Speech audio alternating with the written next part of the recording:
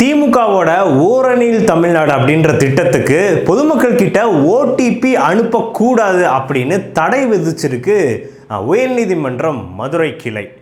சிவகங்கை மாவட்டத்தில் இருக்கக்கூடிய ஒரு சமூக ஆர்வலர் ஒரு வழக்கு தொடர்ந்தார். இந்த வழக்கில் அவர் என்ன சொன்னார் அப்படின்னா, என்னோட வீட்டுக்கு அனுமதியே இல்லாமல் திமுகவினர் வந்து ஸ்டாலின் அவர்களோட ஸ்டிக்கர்லாம் ஒட்டி எங்களோட ஆதார் எண், எங்களோட மொபைல் எண் இதெல்லாம் வாங்கிட்டு எங்களோட அனுமதியே இல்லாமல் எங்களோட மொபைலிருந்து ஓடிபி அனுப்பி அதுக்கப்புறமா நாங்கள் ஓரணியில் தமிழ்நாடு திட்டத்தில் இணைஞ்சிட்டோம், நாங்களும் திமுகவில் உறுப்பினர் ஆகிட்டோம் அப்படின்லாம் சொன்னாங்க. இது தொடர்பாக இது எங்களோட நாலேஜே இல்லாமல் நடந்திருக்கு அப்படின்ட்டு அவர் சென்னை உயர்நீதிமன்றத்தோட மதுரை கிளையில் புகார் கொடுத்துருந்தாரு. ஸோ அந்த வழக்கை விசாரித்த மதுரை உயர்நீதிமன்ற கிளை தான் இந்த தீர்ப்பை கொடுத்துருக்காங்க.